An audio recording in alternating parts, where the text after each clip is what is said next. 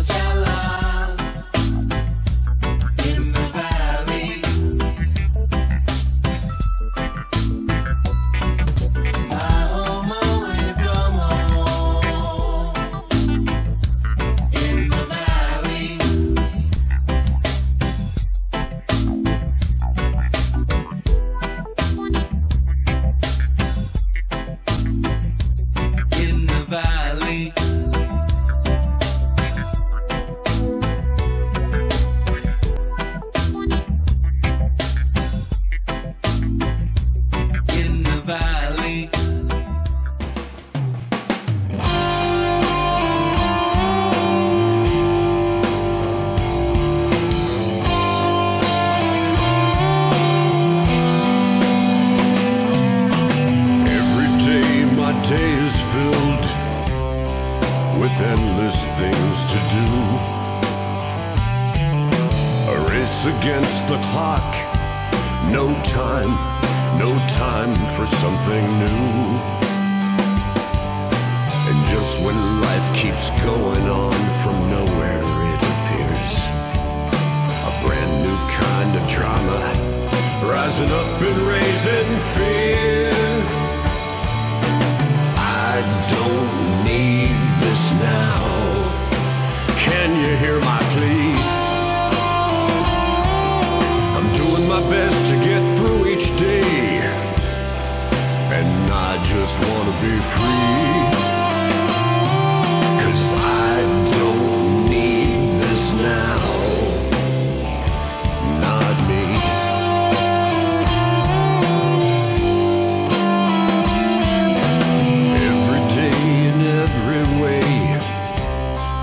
I step up to the challenge. I give it all no matter what. I try to find the passion. There's some days it just don't work. It's way too much to handle. And when it is, I simply shout, what's it all about?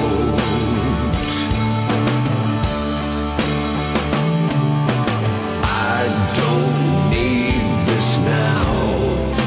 Can you hear my plea? I'm doing my best to get through each day, and I just want to be free. But I don't need this now. Not me.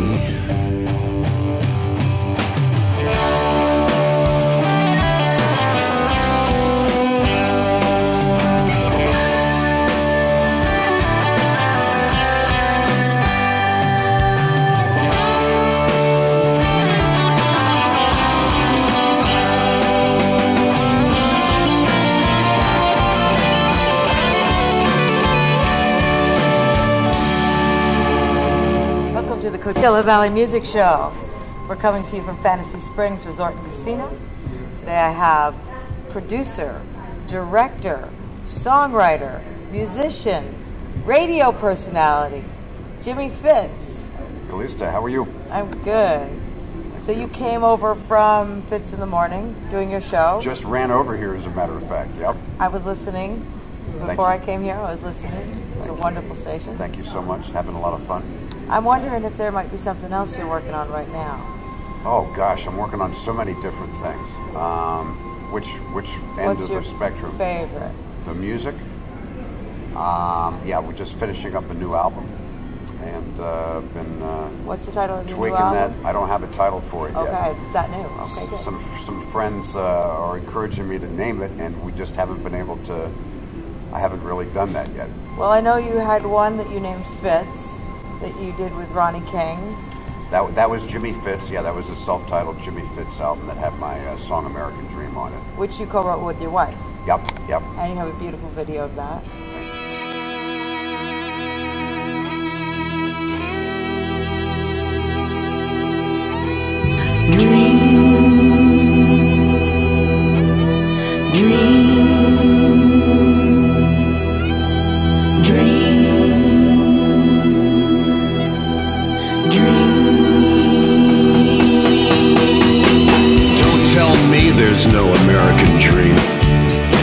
I left home when I was 17. Quarter in my pocket, no place to call home. Just pure determination and the freedom to roam.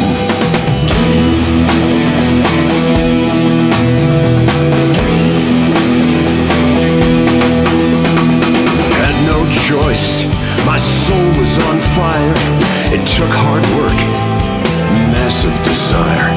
The journey was long, but I have no regrets, 'cause the souls way before me laid their souls down to rest. For me and the American dream. For me and the American dream. And you wrote that because you heard things on the news that you didn't like the attitude about America. Well, it was just, you know, so much negativity going on, and we found ourselves screaming at the TV one day. So Wendy got very inspired. She's an amazing lyricist, and she got inspired to really come up with some compelling lyrics that we ended up felt needed to be, you know, turned into a music video and be able to tell the story a little bit. So yeah, we're very proud of that. Like that. I also I stumbled across a song called "Don't Waste My Champagne," and you wrote that. Yes, that was another. Wendy and I try to write about real experiences that happened to us, and we were having a glass of champagne one evening on our patio, and I was pouring it, and I did spill a couple of drops of it or whatever, and she joked around and said, "Hey, Fitz, don't waste my champagne." So I said, "Now that is a great song title," and then that was the birth of "Don't Waste My Champagne." Just, you know, don't waste. You know, the meaning of it pretty much is, you know, don't waste my time. Don't waste my energy. You know, Precious moments. Yeah, you can go ahead and interpret that in many different ways. You know. That's what I liked about the title. Now, I also noticed you are #2 on the charts at one point in Europe and Italy. I had a dance pop hit in the '80s called "Audio Video" that went to #2 in Italy, and it was I did a video for that. Nice mix. Playback.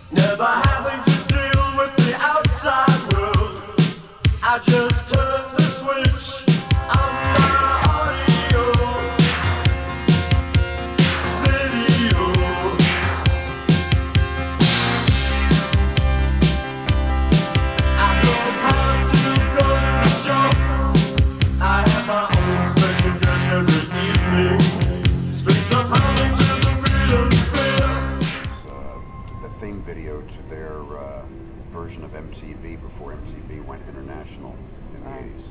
I loved MTV. Yeah, me too. I had 2 videos on regular rotation. MTV Audio Video was one of them.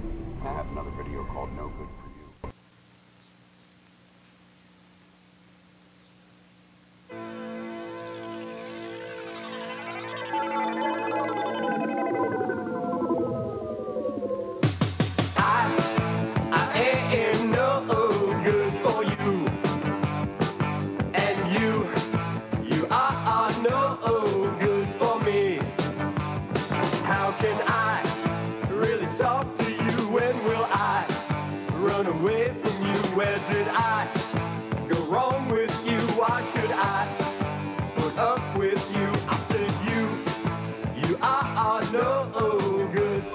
Also was on MTV, and those were exciting times. That was an amazing new, you know, way for artists to get their work out, and you know, MTV caught on fire obviously when they first came out, and nothing but music videos and great 80s music that they were showcasing then, and I was very fortunate to be one of those artists.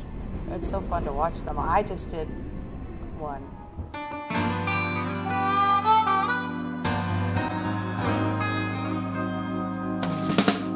I act tough, but I'm sweet. I can roll with the punches and land on my feet. I play rough, but I'm tender. I know just when to be true to my gender. If you're looking for some home-cooked hospitality, you're looking for me. I say that twist with a country kiss. I think it's plain to see. There's a fire in my southern soul, and I'm Mardi Gras when I rock and roll. I won't do things that I might regret, but I might do things you won't forget. Where I move, no moss can grow, and I can't hide my southern soul. Videos are fun to do, aren't they? They are. Yeah. They are. Love it. Merging movies and music. Yeah. Audio, video. Now you write about real life, you write about society. You also had one you wrote about making snap judgments about people. Quick. Yeah. Yeah, we're also quick to throw the next guy or gal under the bus, or have an opinion before we have all the facts. So yeah, it's a simple message song about let's try to slow down a little bit, and not be so quick to jump to judgment, and quick to react in a negative way if something hits you the wrong way. Take a beat, take a breath. Try to. It's not like you walk a mile in the other man's shoes. Right, so, exactly. Yeah. So, yeah. Give them a break. We try to have, we have some fun party stuff, but a lot of the stuff that we do, we love to try to have people think and have it relate to everyday life. Now, when I asked you what you're doing right now, you said on what realm. So what else are you doing right now? Gosh, well, we have this new radio station, CV 104.3, which I'm very excited about. It's like radio like it used to be. Back in the day, top 40 radio used to be multi-genre. You'd hear all different kinds of different types of music. Yeah. And if it was good, that's all we cared about. We all got exposed to all kinds of different artists and different kinds of music. That's what we're really doing with the radio station. We call it the perfect blend of music. In the morning, I do jazz, rock, blues, standards, classics, old school, R&B, a little dash of pop, country, play songs that you've heard, artists that you love, but also turning you on to some new artists you might not be familiar with. I heard some local artists on there. I heard some favorite old songs. I heard some fantastic musicianship. I was in the other room, and I want to know who's that. Something beautiful. Probably Steve Stevens, instrumental.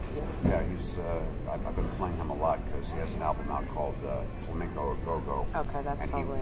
he was Billy Idol's guitarist for many years, and featured in a couple of Michael Jackson's music videos. That's an amazing album. It's out of print.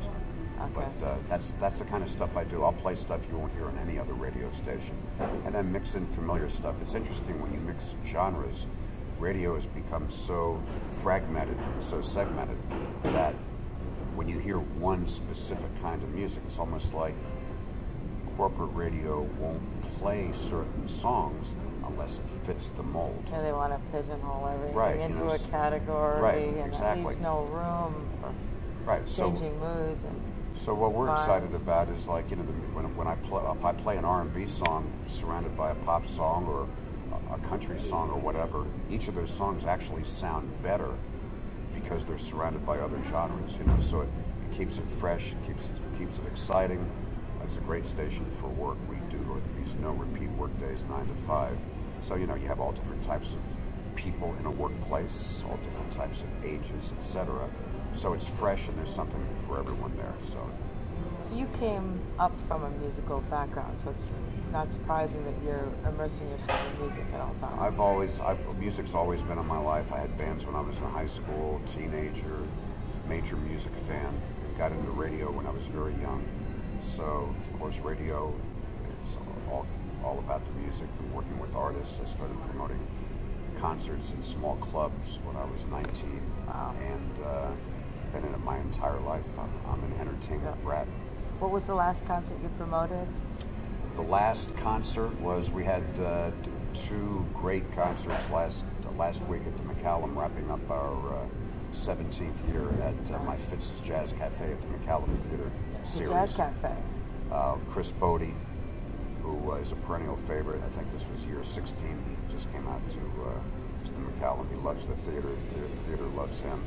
And then Kenny G, who has an amazing band, and it's a real tribute to him that his band members have been with him for 25 years. Now, you played in New York and Nashville, mainly, and obviously California. So Mostly, back in the day, I opened for the Ramones, Mitch Ryder and Detroit Wheels. I played every club in New York. Johnny Cash played up and down the on East the Coast. same I was bill on a few bills with Johnny Cash. I had the honor of working with him in a couple of different ways. I actually promoted a couple of concerts with Johnny Cash, and then as an artist, I got to be on a few bills, sharing the same bill with him. And as a matter of fact, I was supposed to follow him at this big benefit in Hendersonville, Tennessee, called Rock for the Animals. It was out on this beautiful farm. We had like 5,000 people out there. I rehearsed the band. We were so tight and ready to rock. And Johnny and June were doing their thing with their band. And all of a sudden, there was a traffic accident on the highway that ran along behind the farm, knocked out the power. And Johnny and June just acoustically ended up walking to the front of the stage, and they finished their show in the dark with a real attentive audience, and it just blew me away. I was supposed to follow him that night. Instead, we ended up going down to the Exit Inn, which is a famous club in Nashville, and a friend of mine happened to be playing there that night, Will Rambo, who is a very successful Nashville producer, and he had his band there that night. I called him up and told him what happened. He said, well, do you want to open for me tonight? So we got to at least play that night and went down and played the historic Exit Inn, so that was quite a memorable evening. Hello everybody, my name is Brandon Boyd and you're watching the Coachella Valley Music Show. Well, I saw you play at Schmitty's, and I noticed you were doing House of the Rising Sun, and I thought maybe we could do that together. That sounds great. That'd be awesome. It'd be my pleasure. I'm going to pick here. That was a fun night, that very last night. I'd like to thank Dennis and Kathy for keeping this going to the last minute and for letting us do the CB anniversary show here and for letting so many desert musicians come up here and play all night long. And I got a right to be great, just rearrange my fate. It's never too late to turn back around and go and mess with your mind. Never too late to face up to the truth, or even to say your goodbyes. Never too late to do what you love. Special night. It's honored to be part of that deal, you know? Yeah. It's fun. All right, we're going to do House of the Rising Sun? Yeah. Okay, cool.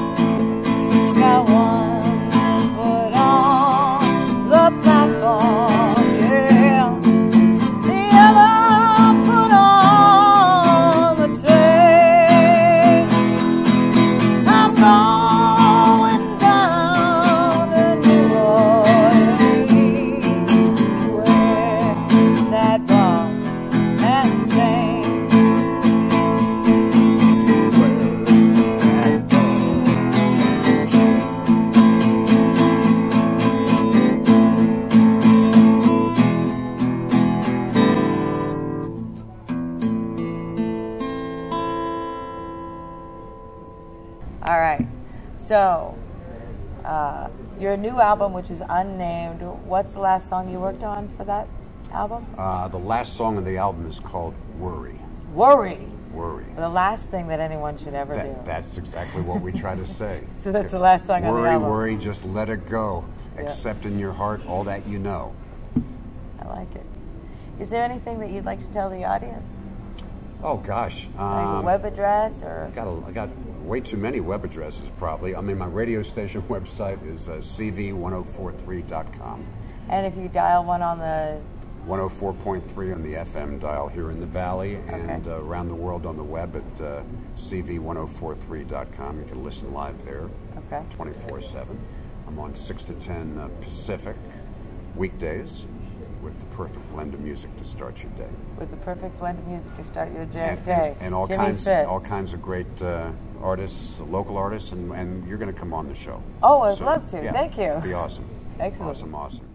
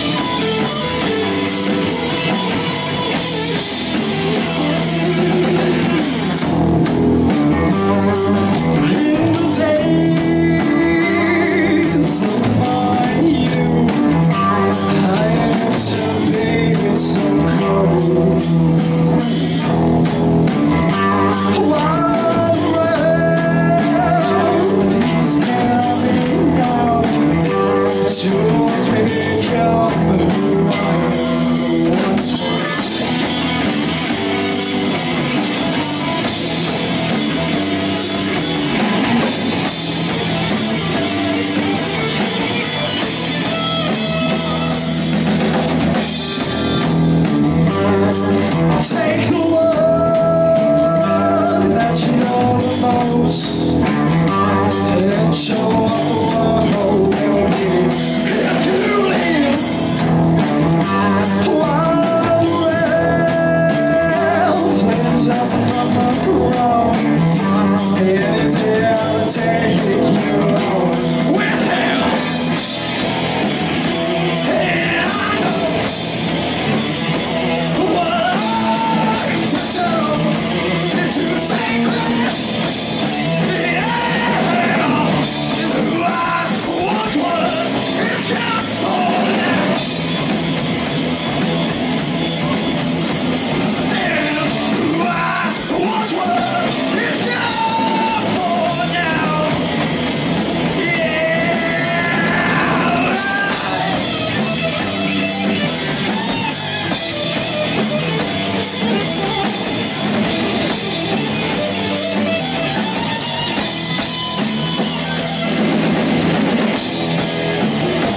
And I know Coachella Valley Music Show, coming to you from Fantasy Springs Resort and Casino. Today our very special guest is the Classy Motherfuckers. The Classy Motherfuckers. You have got to tell me how you came up with that name. Well, I got a computer right around the time we started to record, and I bought that computer and interface, and I just used the username as Classy Motherfucker, and when we recorded, it automatically labeled the band Classy Motherfucker, so we just slapped on a the and an S on the end, and there we were. Very nice. You know, it's hard to find a band name. I was trying to find a band name at one point, and I kept looking to see if they were taken, and Taken was taken. I mean, I came up with so many band names, and they weren't taken. So I have to figure out who's doing what in this band. You are. I'm the drummer. Your name is? Jason. Jason the drummer. Yes. What's your last name, Jason? Smith. And how long have you been playing the drums? I've been playing the drums since about 6th grade. I was probably 10 years old, 11 years old. And do you write any of the music? The drum parts. The drum parts? Joseph writes most of the music. Joseph writes the music. Joseph, what's your last name? Vaughn. Vaughn. Yeah. Like, I like that. I like that. And you write the lyrics of the music? Both. Both. Yeah. All right. And the instrument you play is? Guitar and vocals. Guitar and vocals. Yeah. Right on. And how did you two meet up? High school. high school? Yeah. So this is a new band out on the town. And what's the very favorite song you've written that you're playing? I couldn't narrow it down like that. You couldn't? Yeah, I couldn't. How about you? Do you have a favorite song that you guys play together? If I had to pick, it'd probably be the first song that they ever taught me, Who I Once Was. Who I Once Was. Now, and you...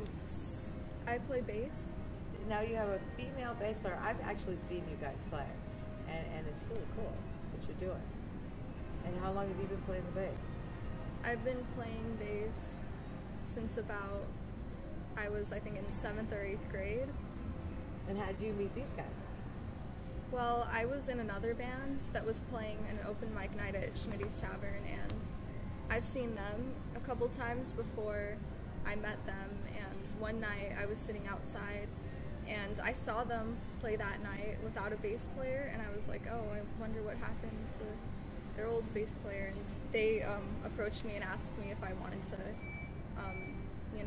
learn some of their songs and join. Right on. Very cool. Tell me your name again. Trillion. What's your last name? Trillion Drummond. Trillion Drummond. You guys have a great sound, and so you don't help with the writing. He does all the writing of the songs and the music. Well, I like to say it, but yeah. You do? Okay. So you're kind of the head of the band then, probably, right? Yeah. And is it easy for you guys to work together? Yeah. Now you're kind of young. Does anybody ever get in your way and try to stop you from doing what you want? I mean, there's those stereotypical people that don't like the name, but okay. Classy motherfucker. Shove them away. They don't like it. I think it's a cool name. Yeah, I like it. Rolls off the tongue. Yeah. So now, are you looking at recording or mainly performing? Mainly it's performing right now. Yeah, we're trying to fundraise to start up our own recording in our house so we can just release our own CDs as we please. Right on. So do you have Pro Tools? No, we use, right now we're trying to fundraise to get better equipment. How are you doing the fundraising? Well, we're playing shows and collecting the money and saving up. And we save up from our jobs and... Right on. So you are struggling musicians. Yeah. Yeah. Putting your money into your own art. That's pretty cool. What do you think about when you write songs? Or how do you get inspired? I think about the music itself, like the basis of how to write and pull everything together. I don't really think about like what's the song going to be about. I just think, what am I going to do with it? I don't know how to really say it, but yeah. Just all comes together. Yeah. It all comes together. So you're a younger band. So do you still have to deal with, you have to probably deal with parents. Yeah, definitely. And school. Mm-hmm. And a band. And late nights performing. So how does that work for you? Well, it's pretty difficult, but I've just learned to kind of work through it, and it's helped me to be able to work harder with school and take it more seriously, since now that I have to juggle AP classes and sometimes doing late shows, but it hasn't really affected my grades too much. But since you're in AP classes, it's kind of easy for you, right? I guess so. Well, the people that are in AP classes, that they don't like the honors classes because those are they get bored in the honors classes, but AP is challenging, so when you add a band to it, that makes it more difficult. Mm-hmm. But some people just struggle with getting through, a class that's not honors or advanced placement. Mm-hmm. So, yeah. So that's why she can already play the bass. She's smart. Yeah. And so do you get any problems from your parents? No. Not at all. They're supportive? Yeah. Because, in the old days, if somebody wanted to be a musician, their parents usually were totally against it. There was a rare musician that had their family behind them. How about you? Yeah, my family's very supportive. My mom, thankfully, she lets us practice in her garage every time we need to practice whenever it fits her schedule, and I'm just thankful to have that. She lets me go do shows, and Where are you from? DHS, Desert Hot Springs. You don't sound like you're from Desert Hot. That's what a lot of people say. I get that a lot. So are your parents from somewhere else? No, my parents have lived in Desert Hot Springs since the late 70s. Interesting. It sounds like you have an accent. So, my favorite question to ask musicians is, what's the first piece of music you ever bought?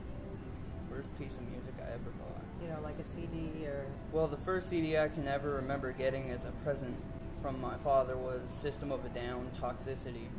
But the first one I bought for myself was more along the lines of Metallica, Ride the Lightning. Okay.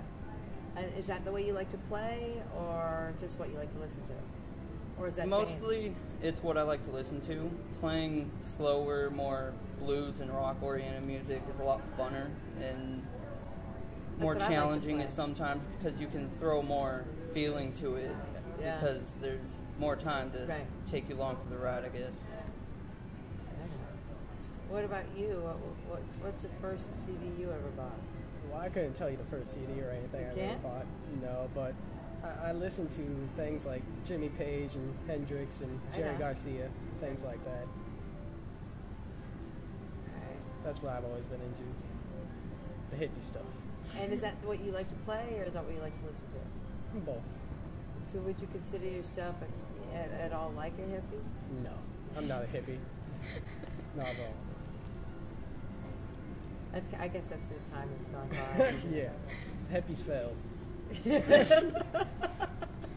So you have any views of what wouldn't fail? Not necessarily, no.